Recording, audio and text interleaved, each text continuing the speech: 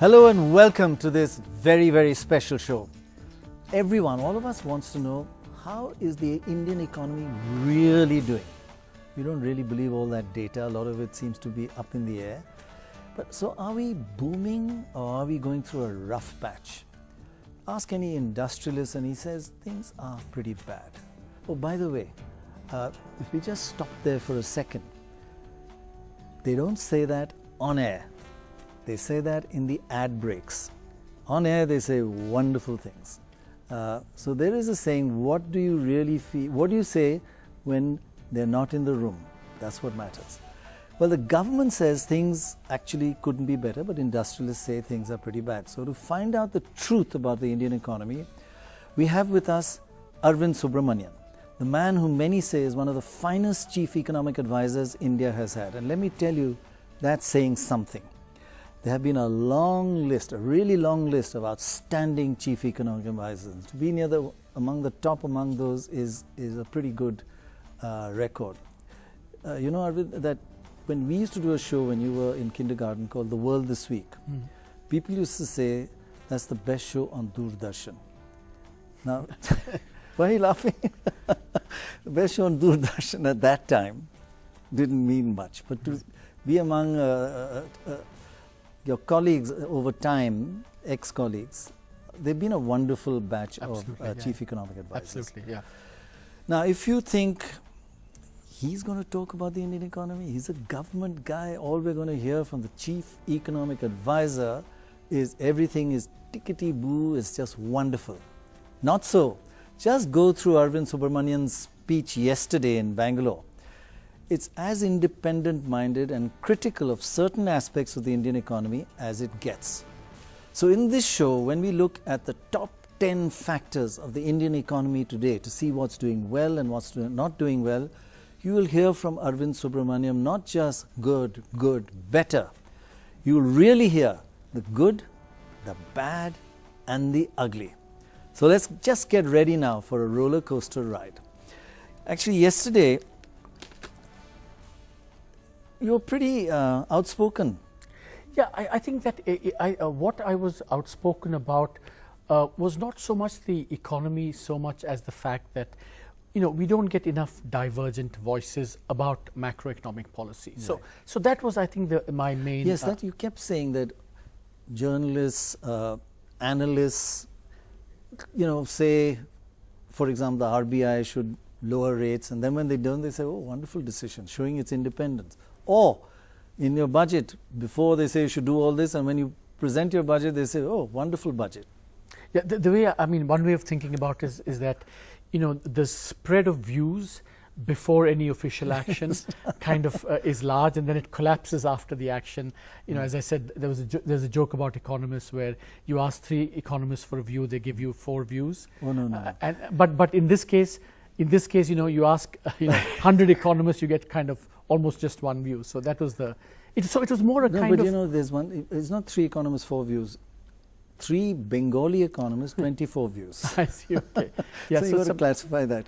Yeah, and you know, I think that one has to be careful, of course, because, you know, it's not that any of us is kind of exempt from that as well. I think we also sometimes, you know, have to hold ourselves either because we're in government or because circumstances But demand today you're not going to hold yourself. You're going to say what you feel. Well, to the best of my ability, yeah. All right. Now, I do want to say, though, as I mentioned just now, that when I've done the budget for 20 years, and you're on you know, in between in the ad breaks, I'm talking to all these industrialists, and I'll say, yeah, kya isme kuch nahi hai, that thing, oh God, why did you do this? Then the camera comes. What do you feel about it? Oh, budget? Oh, about 9 out of 10. So what do they say when you're not in the room? Yeah, so that was a little bit what the tenor of my speech was yesterday yes, as well. A little bit that right. You know, we could be a little bit more... Right, let's go through 10 aspects of the Indian economy, because people really want to know. There are divergent views because nothing has been announced yet. How bad is it or how good is it? And first, let's have a look at signs of what I think is a real sign of a severe slowdown in the economy. Just look at this graphic. It's worrying, and it was part of the talk yesterday. There seems to be no real demand for bank loans. Just look at the credit growth. It's dropped to negative. It started in 2010 near 15% a year, and that's not the highest it's been higher than that. Now it's nearly minus 10%. That's very, very serious. Minus 5% right now, a little upturn, but it hit even lower than that earlier. So, I mean, we've always said that one of the, we're going to talk about, the economy as a whole for a second. I think you've started with perhaps what we call, the biggest macroeconomic challenge, which I think everyone has admitted. The sluggishness of the sluggishness of industry and credit growth. We call this the twin balance sheet problem. Right. This is one manifestation of the fact that investment is not strong, both especially private investment, and therefore partly reflecting that there's not enough credit to the economy. Twin balance sheet, explain that. Industrialists have too much debt, problems, too much debt, and banks have a lot of industrialists who are in trouble, so they have a problem. So exactly. It's a combination. So both the balance sheets are a little bit weak, right. And as a result of that, you're not getting enough investment activity on the one hand, and not enough credit flowing to them because banks are. But here's, I think, the interesting thing, Prannoy, that this is what I think is fascinating about India, right? That this is a challenge. I think government is why I chose this graph from your speech. The data is this is undeniable data. I mean, industrial growth. We'll see there are many different estimates, GDP, but here this is RBI data, which is immaculate. Yeah, so I mean, this is RBI data. Although I think this needs to be adjusted for the fact, there are some technical details which don't make it look as bad, but it's still declining. Actually, if we did the technical, it would probably look worse. But but it's declining. A declining thing is worrisome, and this is the number one challenge. I think everyone admits that, and that's why the government has taken some actions recently in terms of solving this problem. But even here, this is what is amazing about India. We talk about Jugaad, right? Now, that shows credit. So that is how much financing, enterprises get from the bank. But essentially what's happening to offset, or not fully, but partially offset it, is that companies are borrowing directly from people by issuing bonds. So this is Indian Jugaad at work. Right. Something goes, slightly bad, then something happens to offset it. And so if you look at total financing to the industrial sector, I mean, it doesn't look as bad as that. But I think that. But it is one indicator. Another indicator, politicians may look at this as a positive. Let's have a look at inflation. What's happening there? Now, when prices are going down, inflation is going down, it may be okay politically, but it's also an indicator, perhaps, that there's a lack of demand. Now, look at inflation. Is it under control, or is that also a sign of an economic slowdown? From 6% inflation a year ago, it's now 2.9%. Now, both these aspects, you'd think that the RBI, and I think you did refer to this, not directly in your speech, this is the time to reduce interest rates. Yeah, so I think separate out two things, Prannoy. Yes. First, I think this is unambiguously good news. I mean, no. There's nothing in economic which is unambiguous. No, I mean, remember when we were at 10% inflation, and so I think this is a sign that macroeconomic stability is here.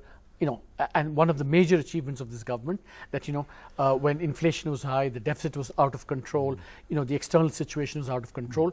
This is a sign that over time, remember, pulses prices were shooting up, oil prices were shooting up, and now this is a sign that we've actually both those are actually out of control of the government. Pulses are due to the weather, and oil is due to external factors. Yeah. I would say this is unambiguously, just a question, unambiguously good news if credit growth was growing up at 10% at the same time. But that's down, this is down. It's a little worry. The two indicators that the economy's got fever. I would distinguish that. This, I think, is one of the good pieces of news we've got today. But I think we should celebrate that. Remember, this means that the consumer is getting more money in his pocket for any amount of income that he's getting. So this is unambiguously good news. It shows, pulses prices are under control, general inflationary expectations are under control, and even if you strip out all these things about oil and food, underlying inflation has been coming down very steadily. So that's one side. I think the outcome is unambiguously positive. The question is, what should we do by way of a response, policy response? And I think that's where I think, the question is whether this is, because remember, this is 3%. The target that's been set is 4% for next year. And over the last 6 months, 7 months, we have really overperformed on inflation. Yes. The RBI says we were a target rate of 4%, and this is 2.9. Yeah, so 2.99, I believe, the second decimal place. But this is one of the interesting things, Prannoy, which I referred to in my speech yesterday. Yeah. Why is it that the narrative today is not? I mean, I'm not talking about official, but in the everywhere. Why isn't the narrative, my God, we've overperformed for 6-7 months on inflation? Rather, the narrative is always, oh my God, is inflation going to rise? Is it going to, come around? So in a sense, we're not celebrating this and, seeing how to respond to it. It is a celebration, particularly by politicians, because it is the most politically devastating thing to have inflation, high inflation. Exactly, yeah. However, you also feel that low inflation and dropping, if you talk to an average person, they can't raise their prices, industrialists, because there's no demand. Everybody is worried about that. And there are two things that can be done. We've looked at the first two aspects of the Indian economy. I just wanted to ask you about the second two. What can the government do? And look at the next two graphs. The third point is, what about interest rates by the RBI? When inflation is falling, credit is going into negative, shouldn't the RBI cut interest rates? And look at that, the real interest rates have gone up about 6 times. The repo rate, this is, you can add about 3% to the for bank interest rates, and then a little more for consumer interest rate. But the repo rate from 0.5 to 3.3 real, a lot of that's to do with this inflation having gone down. But isn't this the time for the RBI? Come on, cut interest rates. The trouble is, every time the finance ministry says cut interest rates, they want to show their independence. So you should say raise interest rates, then they may cut them. On the other hand, let's have a look at the fourth point and what the government can do about a sluggish economy. Fiscal tightening is going on. This is the central government deficit. Oh yes, it is a wonderful thing. It's gone down from 4.9 to 3.3. We're very proud of it. But man, we need government spending to boost the economy now. This is not the time to be very conservative about your fiscal, your budget deficit. So both of you could be doing more to boost the economy, couldn't you? So let's take one at a time. First, yes, monetary policy and then fiscal policy. And now, you see, remember that it's true that if you could go back to the previous chart. Let's have a look at the RBI chart. Interest rates. Yeah. So as you rightly said, real interest rates have gone up from 0.5 to 3.3, and I hate to say repo rates because nobody understands. Nobody understands. It's the policy rate. It's what the RBI underlying rates. Underlying rates. Yeah. And I think there are two views on this, right? And to be fair to the thing, and let's see what those two views are. I think the RBI's view would be, look, it may be 3% today, but our job is, what is it going to be a year down the road? And we think, and they said in the last... You're talking about inflation. Inflation, yeah. 2.93%, yeah. Yes. They say that, our job is to get it to make sure that it's go above 4% next year. Yeah. And we think, our analysis is that we think that is going to rise for a number of reasons. But it's going downwards. Yeah. Would you agree with that? Well, I think we can have two views on this. I think certainly one view would be, my view would be that the inflation outlook is relatively benign, is not as because. So your view would be, it is a good time to raise interest rates, to lower interest rates. Sorry. I think one could make a plausible case for that. I think, but that needs to be discussed. Just go out, just say it strongly, make a yes. I mean, but it's the RBI has to decide. Yeah, it's the RBI has to decide. Oh well, the committee now. And now it's a committee that has to decide, and I think that. But you feel they should. I feel that there is a compelling alternative narrative which says that we've done very well on inflation, and therefore, and the outlook. Remember, to be fair to the RBI, they don't. I mean, they shouldn't care just about what it is today, but where it's headed. Yeah. But tell me, explain to the viewers how will lowering interest rates boost growth?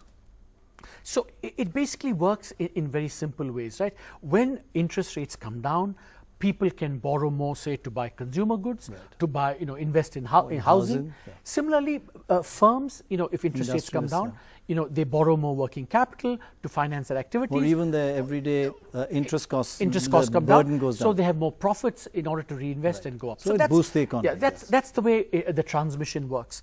So I think it really depends upon your outlook, because I feel, for example, looking forward, two, three factors that have not, I don't think, get enough mention in thinking about the inflation outlook. People overlook this, and that's why I think maybe viewpoints are different. I think if you think about the exchange rate, the rupee has become stronger. What that means is that going forward, all the prices, imported good, their prices will come down as well. So I think that's a positive thing for inflation going forward. Monsoons are looking good now, for example. Now, that was the one thing I was going to say. Maybe, okay, we can forecast monsoon, but it's notoriously difficult to forecast. Maybe the RBI wants to wait to see whether it's a good monsoon or not. I mean, genuinely, wait till July and take a call. But because if it's a bad monsoon, that will put pressure on prices. So there is an expectation that will be reasonable, and I think the fair forecast for them to wait. is a normal monsoon. But the third point I want to mention is, I think, it's something that we don't pay sufficient attention to this. That when we think about the risks going forward, we always say on oil, for example, oh my God, geopolitical risks, prices can go up, so we have to be watchful, right? But I think not enough attention is given to the fact that the oil market has fundamentally changed. There's shale, there are alternatives. For example, over the last maybe even 3 or 4 months, the number of rigs that came on stream doubled in response to rising prices. And shale. Yeah, exactly, because shale. See, the thing about shale is that it's very interesting. It's not like conventional fossil fuels where you have to invest a lot. It takes a lot of time for the oil to come out. Here, these are small rigs. It's like an accordion. Investment goes in and out. Now be self-critical. Yeah, tightening the.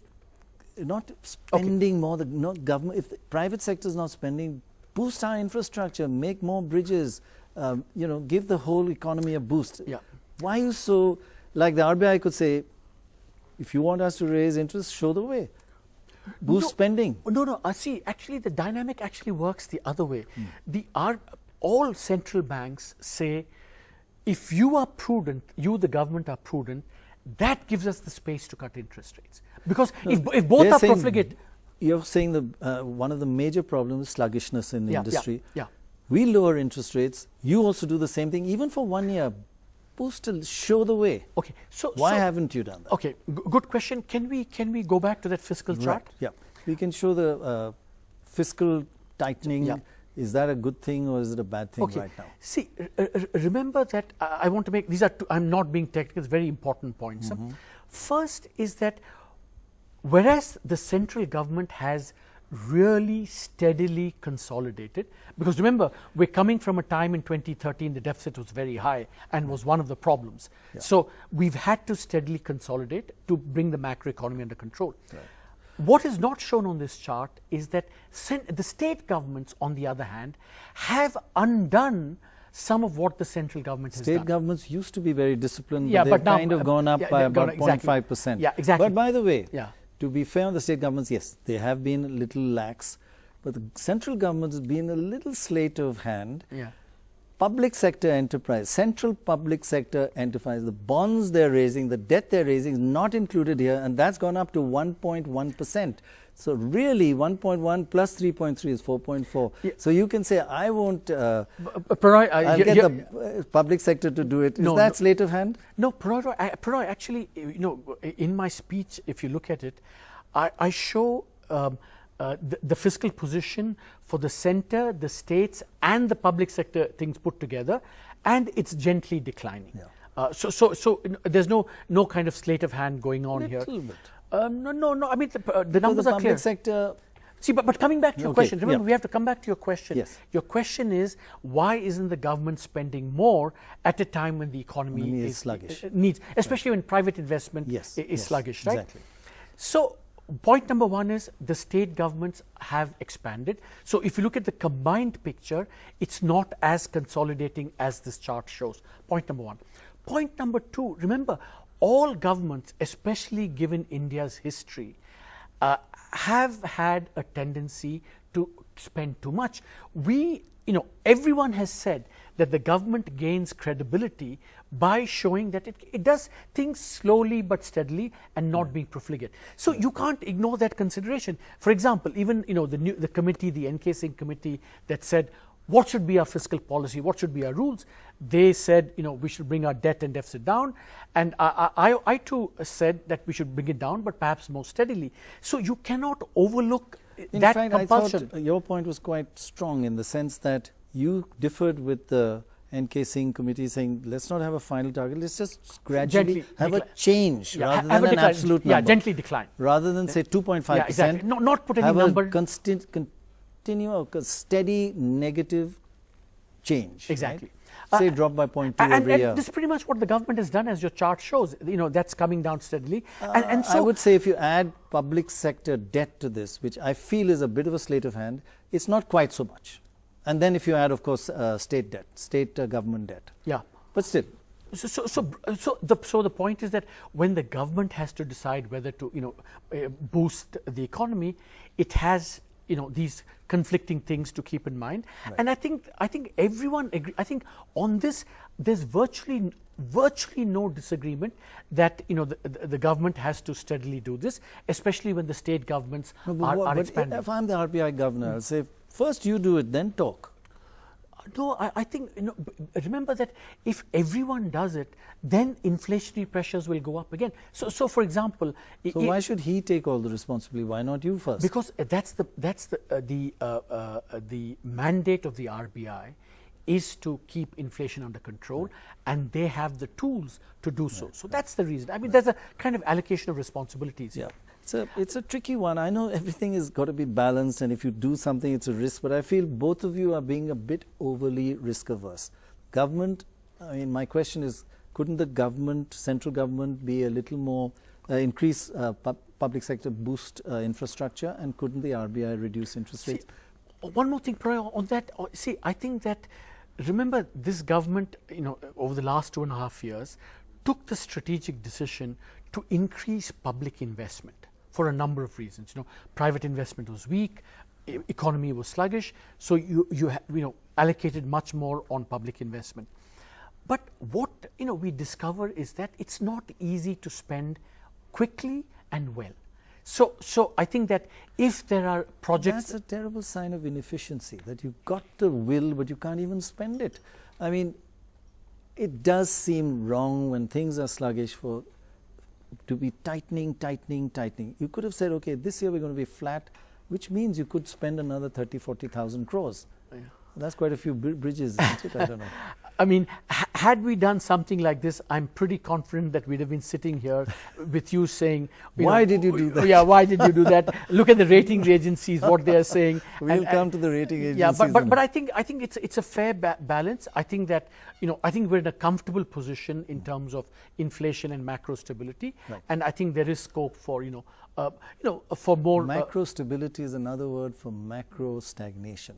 Move on to the next point. This is really a positive point. Look at what exports are doing out of, as many of us say, out of the blues. Export, a bright spot, actually is out of the blue, right? I mean, we add S's to everything. Okay. So exports are a really bright spot. Look at that, from 1.6% in July 2016 to 18.4% now. That is wonderful. Now, why is that happening? Global upturn a little bit.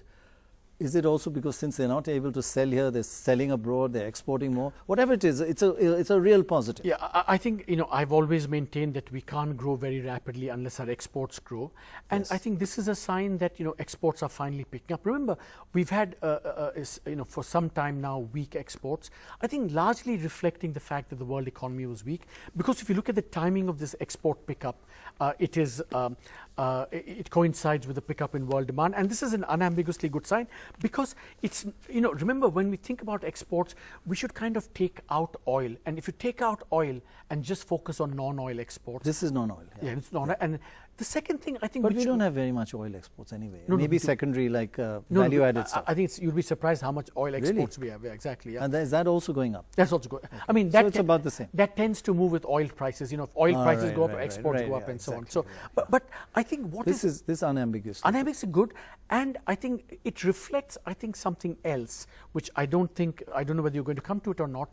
Our foreign direct investment highest ever this last year. It's about $65 to $70 billion. It's like 3-4 times more than we've ever done before. And that I think is huge. I've always felt that about $40 to $50 billion almost adds 1% to your growth rate. GDP exactly. Growth rate. So I think the fact that 70, 80, did you say? about $65 billion. Wow. And the way to keep this in perspective is China, when it was growing gangbusters at about 10.5, it used to get $100 billion in FDI. So the fact that we've gone from 20, except you're talking about $100 billion 25 years ago. No, this was in the early 2000s, and dollar prices have not gone up very much. So it's so we're kind of getting there. Yeah, we're kind of getting there, which I think it's related to this export. Yeah, when China was getting $100 billion, it was growing at about 10%, 11%. Yeah, 10.5, 11%. Yeah. So okay, but in fact, on top of this, I'm going to ask you this. It's really strange. If you look at the rupee exchange rate, you think, man, exports can't go up. Rupee is strengthening versus India's competitors. Now, there's good news in this and there's bad news. Yeah. In the last 3 years, the rupee is stronger by 10%. And, in India, we say, Arey, rupee is stronger. But you ask any exporter, he'll say, man, and you ask China, they want to make their currency weaker so their exports and they're competitive. So strong rupee, traditionally in India, is a macho concept, but in reality, as an economist, would you say it's not necessarily a good thing to have a stronger rupee? Yeah, this is one of those classic things where you're kind of trading off two things, right? See, firstly, why is the rupee appreciating? Yes. Keep that in mind. It's appreciating because a lot of foreign money is coming in, yes, because investors are upbeat about the economy. Right. So this is what we call the classic, dilemma or trilemma of international policy, right? You allow capital to come in, which is good for financing investment, FDI, exports, yes, etc., right? But a concomitant of that is that your rupee strengthens, and that hurts the export sector. For example, our clothing sector is being hurt by this, our pharmaceutical sector is being affected by this. And especially what I think is interesting about this chart, which we don't see, is that China and the Asian currencies have, really gone down against the rupee, and they are kind of becoming more competitive. I had a graph, but this against 36 compared, but against China, it's even stronger. And China's happy about that. Yeah, China's very happy. So I think that we have to, therefore, be very watchful about the exchange rate.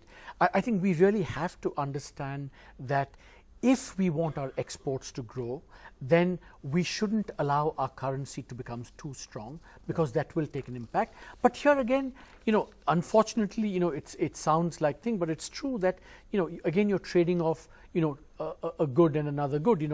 If the money comes in, that's a good, because it boosts investment, but on the other hand, it can have this collateral damage. My own preference is that I'm having studied China, I'm a bit on your side. I would rather have a little less, especially of this hot money coming in and out, and have a more competitive exchange rate. I would certainly favor that. More competitive. In other words, as our competitors say their currencies get weaker against the dollar, we should be about the same along with them. At least be the same. So unambiguously, you would say it's not necessarily good that the Indian rupee appreciates. Sometimes weakening can make your country, your economy do better, your exports better, right? I would say it even stronger. I would say if you get consistent, strengthening of the rupee like we've had, then your export sector can get adversely affected, and so we should be very watchful. And as I said, on balance, I would rather have a little less money coming in and have a softer currency. And have your economy doing well. Yeah, because all the history. But it is remarkable that you have a appreciating exchange rate, or strengthening exchange rate, and your exports are doing well. That is a very good sign. Yeah, but that's a sign that because global demand is picking up, and that's offsetting this effect. Okay, now in the midst of all this, sluggish economy. We have many, this is good, the bad and the ugly. But the rating agencies, just have a look at what Standard & Poor, which, what do you call them? Poor standards. That's so unfair. You know, it sometimes reminds me when Standard & Poor downgrades us, we say the system is bust. It's a bit like many of our losing politicians say the EVMs are bust when they lose.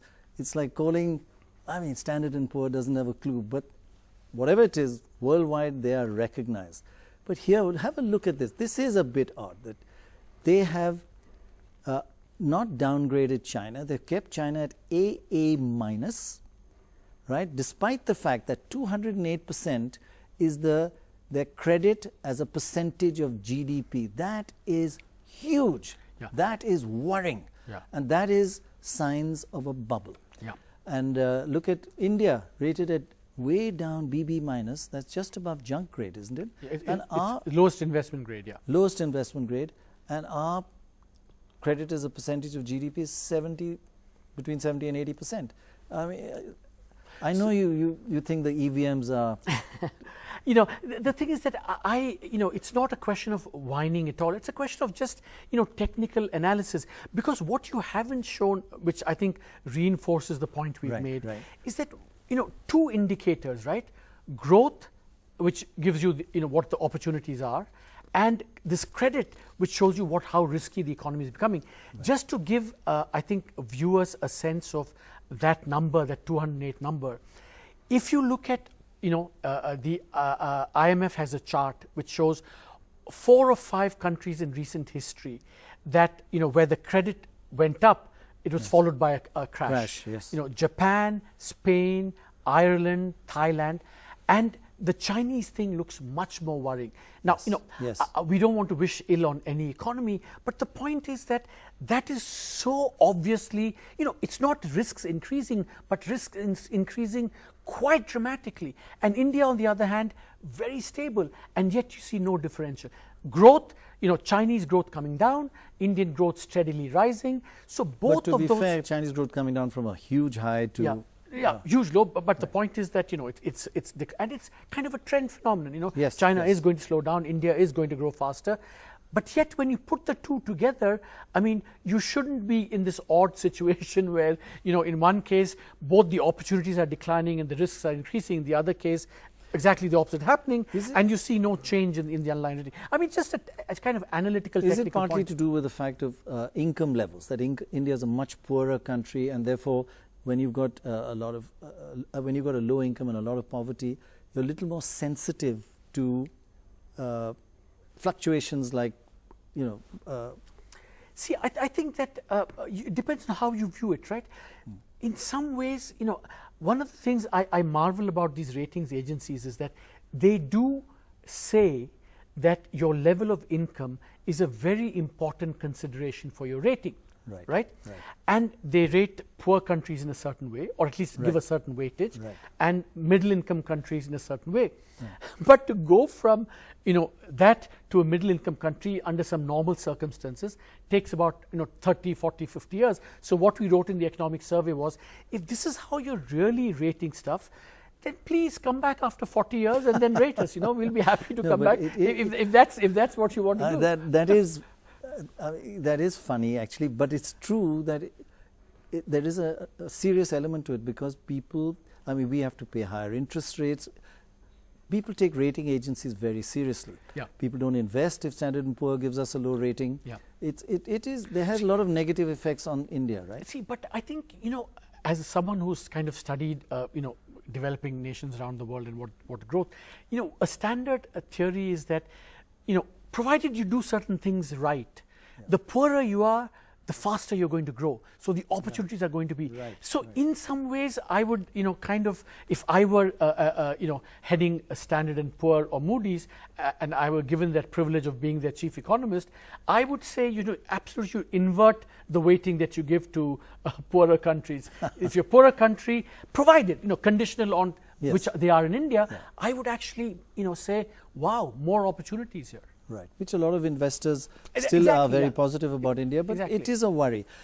And but it just keeps me back to politicians. When they win an election, the electronic voting machines are fantastic. When they lose an election, electronic voting machines are terrible. If Standard & Poor makes you a AAA, it's a wonderful organization. Giving you triple B minus, oh, it's a terrible. EVMs work. Standard & Poor is not dumb as they look. See, the thing is that I'm not a politician here.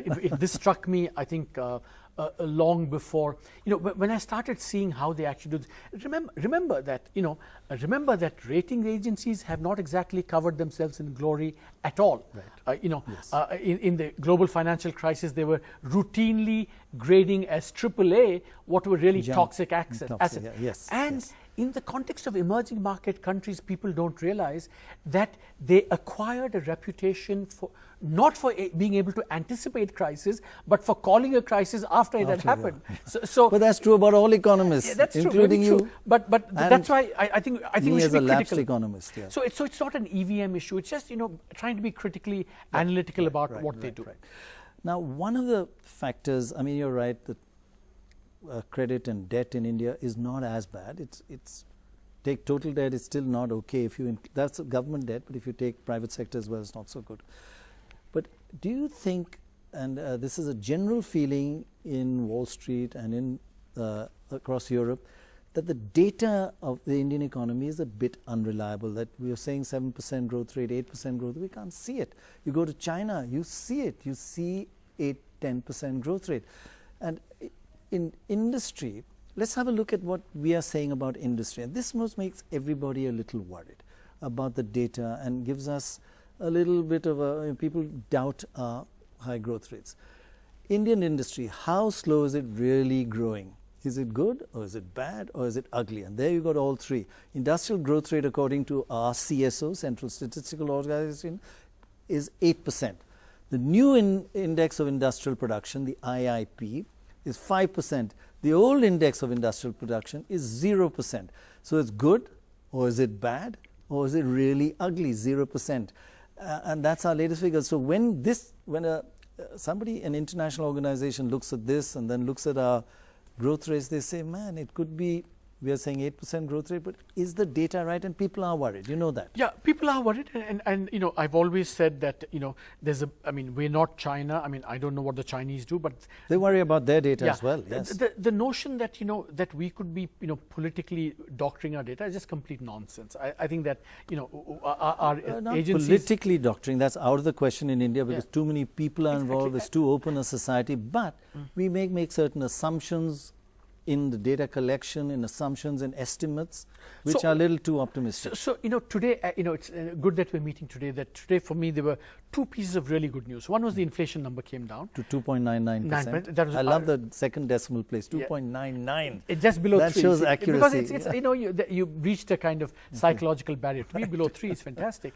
But this is the second piece of good news that came out today. 5%. And I'll tell you why. See, there is no doubt that before the new series came out, the puzzle was, the national income accounts are saying manufacturing is growing at 8%, but another methodology, which is the index of industrial production, don't want to bore viewers with what differences there were, was saying for the same thing, similar, saying 0%. So today, one was saying 8%, one was saying 0%. Today, what I think the really good news is the new is index, the new methodology has actually narrowed that divergence considerably. You know what will give us credibility? When we did the new way of measuring GDP, we went from 4%, 5% to 8%. One index, when you do the new methodology, can go down, but this is like 0 to 5. That's a huge difference. It's welcome if it's right. Yeah. But you have to build up credibility around it, don't you? Convince people. Yeah. And I think, I think all the data are available. I think, remember that why I think, I haven't studied in great detail, but remember that the old IIP was using 2004-5 as the base. So the economy then and the economy today are very different. And by definition, the more dynamic sectors of the economy were not in the data. So I think a general improvement in the IIP is eminently plausible because of the nature of what is dynamic, what gets out. If it was minus 5%, you say the new IIP was disgraceful, a useless methodology. No, I wouldn't have said it. You would have said I would have said, good for you. I would have said this is so I think the discrepancies come down. But I think things like data and methodology, we need to constantly keep evaluating it, keep improving it. So I must say that even 5% and 8% is not an outstanding performance. In China, in its heydays, industrial production was growing at 18%, 21%, 15%, and we have had few periods like that. And 5 and 8 to be happy is not right, wouldn't you say? No, I think that if we have to get 8% overall growth, for example, I think we need double-digit manufacturing. Yeah, growth. double-digit, yeah, exactly. no question. And I think we that just got to do that. Yeah, we've got to do that, and I think that we have to work towards that. Okay, That's one bit of good news was exports. The other bit of good news, at least we've gone from 0% to 5% overnight. And the FDI story is a really FDI story is very good news. Yeah. The other big bang good news is, of course, GST. It's coming in on the 1st of July. Yeah. And we're about to decide in the next week on various things. So what is happening with GST? It is a little bit of a problem. Hang on there. We have got so many rates of GST now. We've got a 0% rate for essential goods, quite rightly, food, grains and stuff. We've got 28% for cars, air conditioners and kind of luxury goods, which, 28% is pretty high. And then, of course, these terribly sinful goods like alcohol. I mean, that's got 28 plus a cess. Tobacco, alcohol. Tobacco's 28, by the way. No, sorry, 28 plus cess. There's one category in the thing says it's tobacco and alcohol are both plus cess. Yeah, I'm glad to hear that. But, sinful goods is lovely in a country, in any country. And luxury goods in a wonderful socialist country must be charged 28%, but the trouble is you charge 20%, you won't get growth, you won't get industry. Right. Then look at the other rates. If we look at the 5% for mass consumption goods, 12% for processed foods and other things, and 18% for soaps, oil, toothpaste.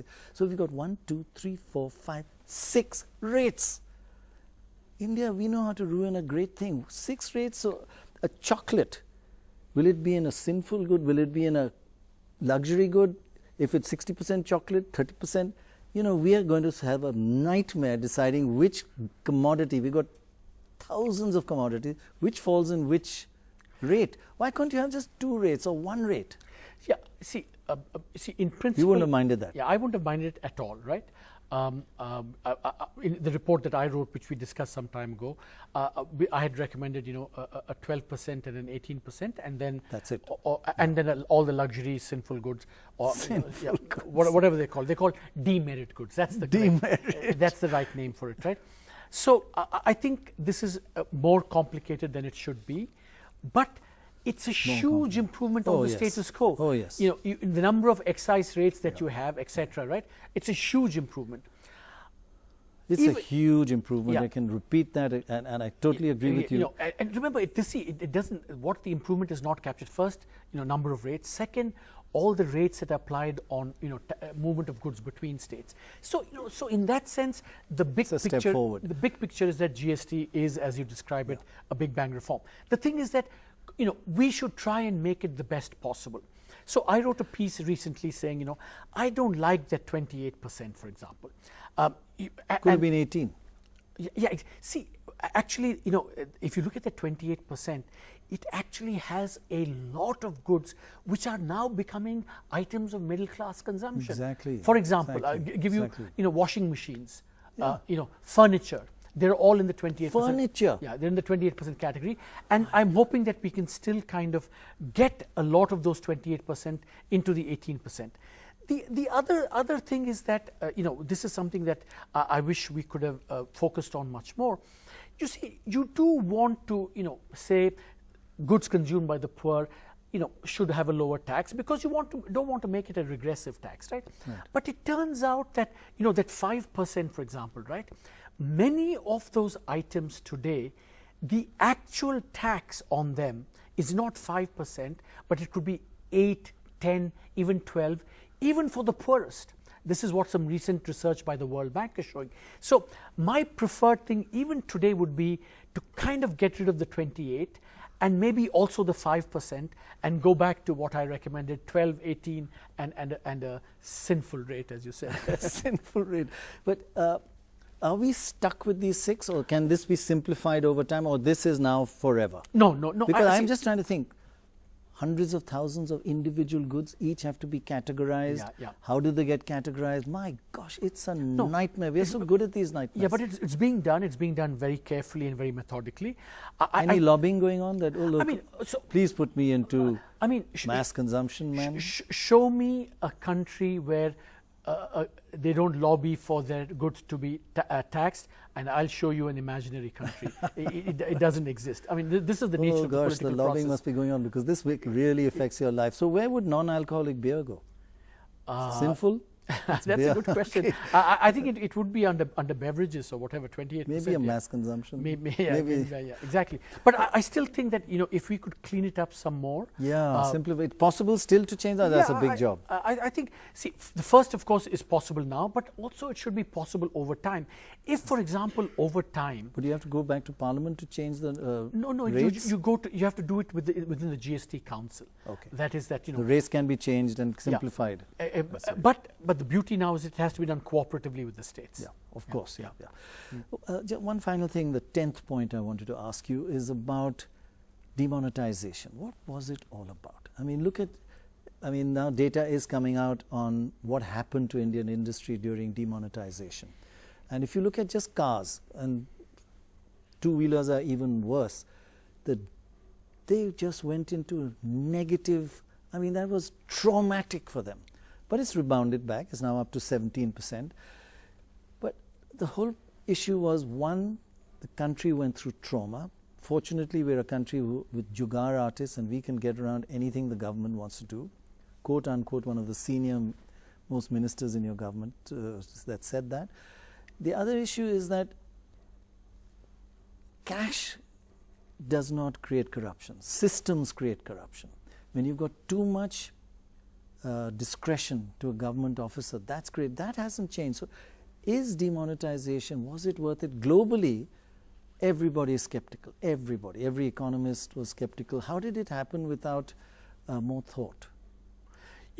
I think that, you look at that chart, right? And you saw that there was an impact, and then it's rebounded back. Right. And, I've always said, this is what we said in the economic survey as well, that there's a short-term impact, a short-term cost, probably more in the informal sector than the formal sector. But as the cash comes back, those costs get things. Do we know how much cash has come back? See, remember, I don't know the impact in terms of how much of the old cash has come back, but I do know that how much we've re-liquefied the economy. We're close to almost, or not exactly, but very close to where we were before. So the economy is now completely... That data could be released and made transparent. That data is available. I think every month the RBI makes it available. What is not made available is how much of that old money has come back, because I think they're still counting and so on. But see, there were short-term impacts, right, which you've alluded to, also in the informal sector, which I think we're never going to be able to fully capture. But there are also potential long-term benefits. And we said in the survey very clearly that, and one doesn't, you can't be kind of ambiguous or, try and hide things, because there are some clear markers of success. Does the number of taxpayers go up after demonetization significantly? 2, will the amount of cash in the system decline significantly? And 3, will we see more digitalization, slowly but steadily increasing? You don't need to do demonetization for digitalization. There can be incentives. Overall, I don't know, it's difficult for you to answer this question. Without putting your government hat on. Do you think it was a good idea? Let me just finish. Okay, you've answered that question. You finish. See, you said, so for example, today there was a report in the paper saying the number of income tax payers this year has gone up enormously, right? Now, The question is, when you look at the long-term impact of demonetization, I mean, one of the things is that if the number of taxpayers has gone up, and it's because there's been a regime shift in terms of signaling that people who don't disclose their income will face the consequences, that is attributable to demonetization. Right. So I think we're going to see how this pans out, and let's see how the calculus comes out. Right. So overall, just to summarize, because it's been a fascinating discussion, and you've been as honest as you possibly can. Overall, what worries you today? When you go to sleep at night, what keeps you awake a little bit when you get to bed at night? See, I think one short-term and one long-term worry. Yeah? The short-term is very much, what you began, what we called, the twin balance, the non-performing assets in the banking system, and the fact that many of these firms are over-indebted. And I think we have sluggishness, which leads to sluggishness. Which leads to not just sluggishness, and it leads to very weak private investment. Private investment has to be the engine of the economy. Low growth, really. Yeah, exactly. And no question, that's the kind of Achilles heel of the economy today. So I think we need to get out of this problem. Get the banks to clean up, get the firms to clean up. Put all this behind us and get investment. What I'd like to do, quickly go through all 10, and you just say one sentence on it, just as a reminder, a recap, starting from the beginning. If we start with our first point, we're top 10 of the good, the bad, and the ugly. Let's start with the first one. If we can get that lined up. You could give us just one sentence on this. But this is a challenge, absolutely a challenge which we need to reverse. Right. I would say is the number one challenge in the short run. Yeah, right. Absolutely. Second point, let's have a look at that. And this is the time you think that interest rates would be cut. What about inflation? Oh, unambiguously positive. I mean, I'm just delighted that inflation has come down, because it then allows us to give the economy more push via monetary and fiscal policy. Fiscal has not gotten the push yet, and monetary hasn't either, but however, it gives you that opportunity in the next budget perhaps. But it's also a sign of a slowdown. I'll give you the other side of the story. Next, third point, let's have a look at that. Interest rates are rising. This is just a policy choice that I think the RBI has to make. And Please say to them, you as the finance ministry say raise your rates, and they may cut it. If you keep telling them to cut that, they'll show independence. And it does seem generally a wrong thing to do, not to cut rates when you've got a sluggish economy. Let's move on to the fourth point.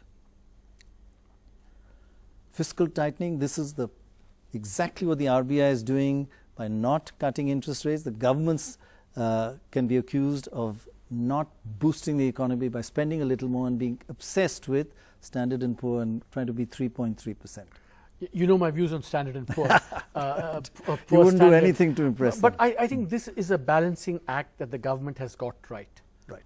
Yeah. That's what the RBI would say as well. Yeah. Let's move on to the fifth point. Exports. This is unambiguously bright. Would you say could be more to do with the global economy than any policy? I think a lot of the rebound is due to the rebound in the global economy. Right. No question. Point number 6, let's have a look at the rupee strengthening. This is remarkable, given that exports were remarkable export growth given a strengthening rupee, and this is not necessarily good news, and India should realize a strong rupee being macho may not be the best tactic. This is, to me, this is something we have to watch very carefully. Already I think this is something that has been hurting exporters, and I think we need to watch this very carefully. Very carefully. Let's look at the next point. Yeah, this is your, what do you call them? Poor standards. Poor standards. Yeah, I think this is just, I mean, in the larger scheme of things, I don't think this is terribly important, but this is just, just something. No, it is important. You're downplaying it a bit, because I know you do feel it's important. It is annoying because they don't really look at, they're not comparing like with like and coming to the same conclusion, but it does affect interest rates, impression of India, how much you borrow.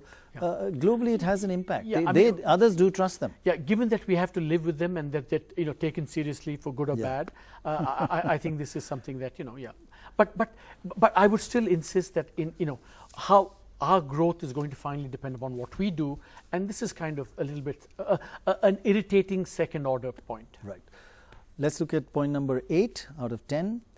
That one of the reasons that Standard & Poor might not be giving us much is because they don't giving us a good rating and increasing our rating is because they might not believe our data. Look at our growth rate data is 7-8%. People say you can't see that in reality. And look at our data on industrial production. The Central Statistical Organization, CSO, says 8%. The old index of industrial production says 0%. Now there's a new one, 5%. What are we doing? Fast, slow, medium? On this, I think, to me, whatever you think about the level, but the direction in which we're moving, narrowing the discrepancy from 8 to 3, which is unambiguously positive. Right. But you did say once to me, I think after the budget or economic survey, you said you are going to look at the GDP growth because there are some issues that need to be and you haven't done that so far. Or are you doing it right now as we speak? We're constantly, looking at methodology and things, and to see even this, we're trying to understand this. So I think that has to be, self-criticism has to be part of governance. I mean, this is critical to this. I mean, absolutely.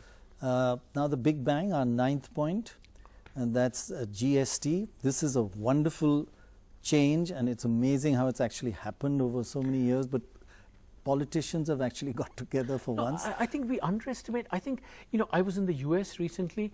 I mean, the United States could never do something like implement such a thing. My only thing is if they did it, they wouldn't have 6 rates. They'd have 2.